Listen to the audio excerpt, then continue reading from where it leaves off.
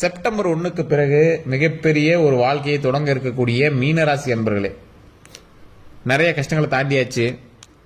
எப்படா மனமகிழ்ச்சி கிடைக்கும் அப்படின்னு வெயிட் பண்ணிட்டு ஒரு காலகட்டத்துக்கு வந்தாச்சு.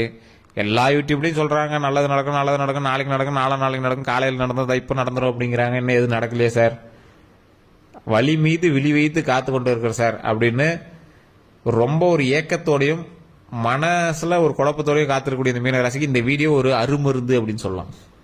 இந்த வீடியோ உங்களுக்கு ஒரு சாவி, உங்களுடைய இறுகி வைத்த பூட்டு இருக்கக்கூடிய மனதை திறக்கக்கூடிய ஒரு சாவியாக இந்த வீடியோ உங்களுக்கு அமையும். தொழிலில் நல்ல முன்னேற்றம் தரக்கூடிய ஒரு காலகட்டமாக வரக்கூடிய காலகட்டங்கள் அமைய போகுது. தொழிலில் ஃபர்ஸ்ட், அடுத்து வேற எந்தெந்த விஷயத்துல உங்களுக்கு நன்மை நடக்க போகுது அப்படிங்கிறத இந்த வீடியோவில் நான் சொல்ல போறேன். அதுக்கு என்னெல்லாம் நீங்க பண்ணணும் அதுதான் நான் இந்த வீடியோவில் சொல்ல போறேன். நிறைய பேர் தனியான ஜாதகம் பார்க்கணும், தனித்துவமான ஜாதகம் பார்க்கணும். உங்களுடைய பிறந்த தேதி, பிறந்த நேரம், பிறந்த ஊர் உங்களுக்கு தெரியுமா? உங்களுடைய பிறந்த நேரம் மட்டும் பார்த்துக்காங்க, பிறந்த தேதி பார்த்துக்காங்க, பிறந்த ஊரை பார்த்துக்கோங்க. உங்களுடைய ஜாதகத்தை ஓப்பன் பண்ணீங்கன்னா ஃபர்ஸ்ட் பேஜ்லேயே இருக்கும். அதை பார்த்துக்கிட்டு கீழே ஒரு நம்பருக்கு அதுக்கு ஃபோன் பண்ணுங்க. மேலே டிஸ்கிரிப்ஷனில் கீழே நம்பர் இருக்கும். யூடியூப்ல பார்த்தீங்கன்னா, ஃபேஸ்புக்கில் பார்த்தீங்கன்னா ஸ்க்ரீன்லேயே நம்பர் ஓடிட்டு இருக்கும். அந்த நம்பருக்கு மட்டும் ஃபோன் பண்ணுங்க. உங்களுடைய பிரச்சனைகள் எதுவாக இருந்தாலும் சரி, திருமணத்தில் பிரச்சனையா சரி பண்ணிடுவார், குழந்தைகள் விஷயத்தில் ஏதாவது பிரச்சனையா சரி பண்ணி கொடுத்துருவார், கல்யாணத்தில் ஏதாவது திருமணம் ஆனவங்களுக்குள்ள கணவன் மனைவி கிடையே சண்டையா அதையும் சரி பண்ணி கொடுத்துருவார். அதே மாதிரி காதல் பிரச்சனையா, வசிய பிரச்சனையா, தொழில பிரச்சனையா, கடன் பிரச்சனையா, எந்த பிரச்சனையா இருந்தாலும் எல்லாத்தையும் சால்வ் பண்ணி கொடுத்துருவார். மன மகிழ்ச்சியோட வருமானம் பெருகுவதற்கு, தொழிலில் முன்னேறுவதற்கு, எல்லா விஷயத்துக்கும் ஒரு A to Z தீர்வு தரக்கூடிய ஒரு நம்பர் தான் கீழே கொடுத்துருங்க. பிரபலமான ஒரு நம்பர் தான், உங்களுக்கு நிறைய பேர் நீங்க வந்து பார்த்துருப்பீங்க. ஜோதிடருடைய நம்பர் தான். ஸோ அவரோட ஒரு விஐபி ஜோதிடர் அப்படின்னு சொல்லலாம். நிறைய விஐபிகளுக்கு ஜோதிடம் பார்க்கக்கூடிய ஒரு ஆசான் அப்படின்னு சொல்லலாம். நிறைய ஆக்டர்ஸுக்கு பொலிட்டீஷியன்ஸுக்கு பார்க்குறவர், ஒரு 4 லாங்குவேஜுக்கு மேலே ஜோதிடம் பார்க்கக்கூடியவர். அவரோட நம்பர் தான் நான் வந்து கீழே கொடுத்துருக்கேன். உங்களுக்கு எந்த ஒரு சந்தேகமாக இருந்தாலும் சரி, உங்களுக்கு ஒரு ஜஸ்ட் ஒரு ஃபோன் பண்ணால் போதும், எல்லாம் சால்வ் ஆகணும் அப்படின்னா இந்த நம்பரை பயன்படுத்திக்கோங்க. இது ப்ரமோஷன் எடுத்தாலும் சரி, இல்லை உங்களுடைய வாழ்க்கையில் இது ஒரு மிகப்பெரிய திருப்பு முனையாக அமையும் அப்படின்னு நம்பி நீங்கள் பண்ணாலும் சரி, ஜஸ்ட் நீங்கள் வந்து ஃபோன் பண்ணி உங்கள் ஃபோன் மூலமாகவே நீங்கள் வந்து சால்வ் பண்ணிக்கலாம்.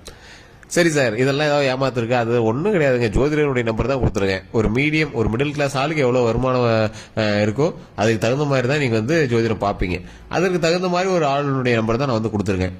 ஸோ ஒரு மினிமம் ஒரு ஃபோன் காலுக்கு நீங்கள் இவ்வளோ தான் கேட்பாங்க சார் அப்படிங்கிற மாதிரிலாம் நீங்கள் ஃபோன் பண்ணி பேசுனீங்க அப்படின்னா நீங்களே தெரிஞ்சுக்கலாம். ஸோ வேறு எந்த ஒரு பெரிய இது ஸ்கேமு அதெல்லாம் ஒன்றும் கிடையாது. நிறைய பேர் கேட்குறது தான், ஒரு ப்ராப்ளமாக ஜோதிட நம்பர் கொடுத்துருங்க அப்படின்னா ஃபோன் காலோட நம்பரே கொடுத்துருங்க, டேரக்ட் ஃபோன் நம்பரே கொடுத்துருங்க. உங்களுக்கு பணம் கட்டுங்க அப்புறம் இது பண்ணுறது அதெல்லாம் எதுவும் சொல்லலை, ஃபோன் நம்பரே கொடுத்துருவோம். இது ப்ரமோஷன் ஆக்டிவிட்டியாக எடுத்தாலும் சரி, இல்லை எந்த ஒரு விஷயமா இருந்தாலும் சரி. சில திரைப்படங்களுக்கு தேதி குறித்து கொடுக்குறவே இவர் தான். ஸோ நம்மளுடைய பர்சனல் தேவைக்காகவும் இவரோட நிறைய விஷயங்கள் நம்ம வந்து கேட்டுக்கோம். நம்மளோட ஃபேமிலி விஷயங்களுக்கு எல்லாத்துமே நம்ம வந்து இவரோட தான் பார்த்துருக்கோம். உங்களுக்கு வேணும்னா நீங்கள் வந்து ஜஸ்ட் பயன்படுத்திக்கோங்க, அவ்வளோதான். சரி சார், இப்போ நம்ம இந்த மீன ராசியினுடைய கணிப்புகள் எல்லாமே பார்த்துடலாம். ஸோ இந்த கணிப்புகளுமே வந்து பார்த்தீங்கன்னா ஆல்மோஸ்ட் வந்து ஜோதிடர் வந்து கணித்து கொடுக்குறதா. ஸோ 99% வந்து இவரே கணித்து கொடுக்குறதா. மற்ற டிஸ்கிரிப்ஷன்ஸ் எல்லாமே நம்மள ஆட் பண்ணிக்கிறோம். சரி சார், இந்த ஒரு முக்கியமான விஷயத்தை தெரிஞ்சுக்கலாம். இந்த மீனராசிக்காரர்களை பொறுத்த வரைக்கும் எங்களோட லைஃப்ல ஒரு டைமாவது விஷப்பூச்சினால இவங்க வந்து கடி வாங்கியிருப்பாங்க, கொலவினாலேயாவது இவங்க வந்து கடி வாங்கியிருப்பாங்க. ஒரு கொலவி கொத்திருச்சு சார் அப்படின்னாவது இவங்க வந்து கடி வாங்கியிருப்பாங்க. ஆனால் அது பெரிய ஒரு விஷயம்லாம் ஆகாது, உயிர் தப்பிச்சு வந்துடுவாங்க, எந்த பிரச்சனையெல்லாம் ஆகாது. மருத்துவ ரீதியான விஷயங்களில் கொஞ்சம் கவனம் தேவை. மருத்துவ ரீதியான விஷயங்களில் பழசுல இருந்தே வந்து பார்த்தீங்கன்னா சில பிரச்சனைகள்னால உங்களுக்கு வந்து கவனக்குறைவுனாலேயோ இல்லை ஏதாவது ஒரு விஷயத்தினால நீங்கள் வந்து தேவையில்லாத மன உளைச்சலுக்கு ஆளாயிருப்பீங்க. அந்த மன உளைச்சல் எல்லாமே சரியாகக்கூடிய ஒரு காலகட்டமாக வரக்கூடிய காலகட்டங்கள் அமைப்போது.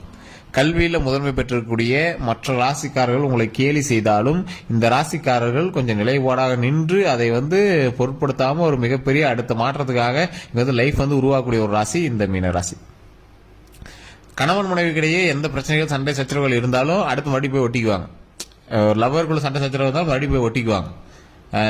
சகோதர சகோதரிகளுக்குள்ள சண்டை சச்சரவு இருந்தாலும் மறுபடியும் போய் ஒட்டிப்பாங்க. ஆன்மீக ரீதியாக ரொம்ப டிவோஷனலா போய் ஒட்டக்கூடிய ஒரு ராசி. இறைவன் கிட்ட ஒரு மிகப்பெரிய ஒரு சண்டை போட்டு கேட்கக்கூடிய ஒரு ஆள் இருக்காங்க அப்படின்னா அந்த மீனராசிக்காரர் சொல்லலாம். என்ன வேணுமோ செஞ்சு கொடுங்க கடவுள், அந்த அளவுக்கு நண்பர்கள் வட்டாரமா இருக்கக்கூடிய ஒரு ராசி இந்த ராசி அப்படின்னு சொல்லலாம். தொழிலில் மட்டும் கொஞ்சம் கவனம் தேவை. சொத்து ரீதியான விஷயங்கள கேஸ் வம்பு வழக்கெல்லாம் நிறைய இருந்திருக்கு, அதெல்லாம் நீங்க தப்பிச்சு அழகா ஆட்டோமேட்டிக்கா உங்களுக்கு சாதகமாக நிறைய விஷயங்கள் அமைஞ்சிருக்கும்.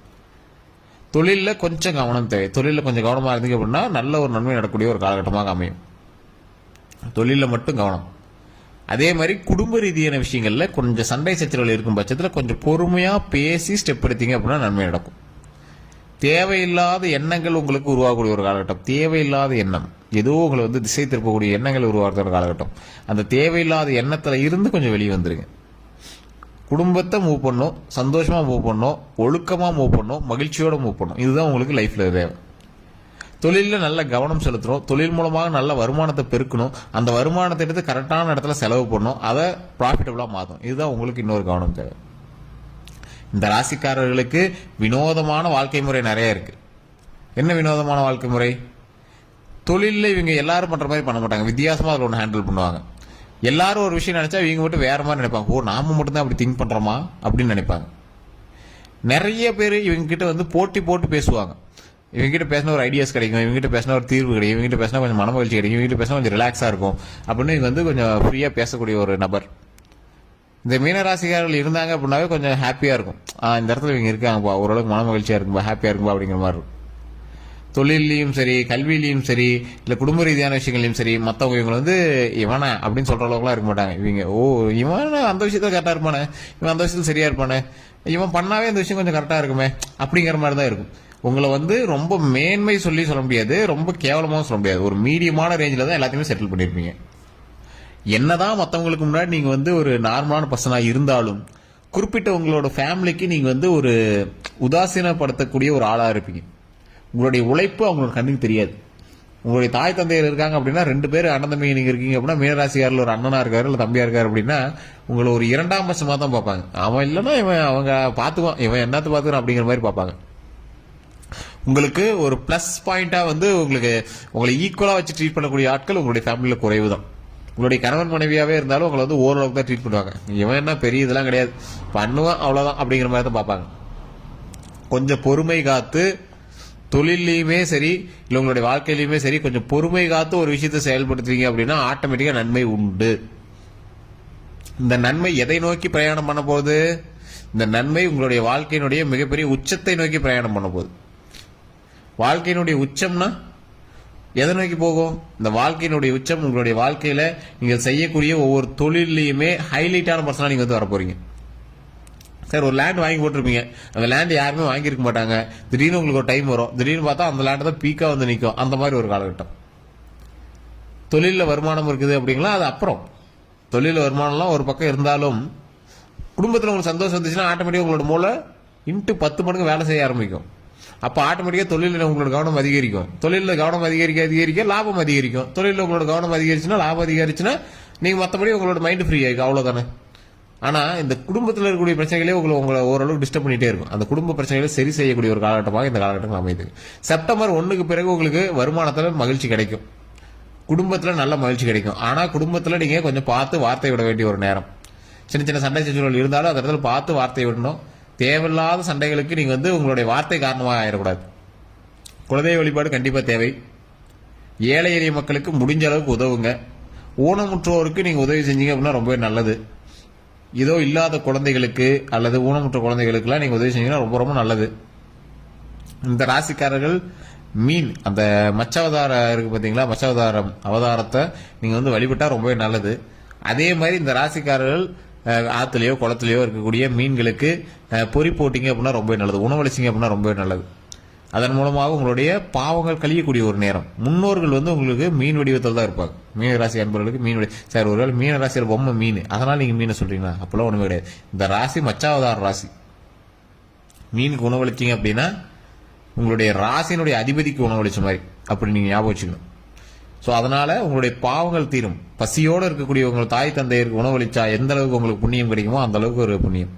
அதே மாதிரி உங்களுடைய தாய் தந்தையரை நீங்க ரொம்ப கவனமா பார்த்துக்கணும். அவங்க பசிக்க விடாத அளவுக்கு நீங்க வந்து நன்மையா பார்த்துக்கணும். கண் தண்ணி வரவே கூடாது. உங்களை தாய் தந்தையர் கண் தண்ணி வந்துச்சுன்னா அந்த மீனராசி அவ்வளவுதான். எந்த ராசிக்காரருக்குமே அவ்வளவுதான்.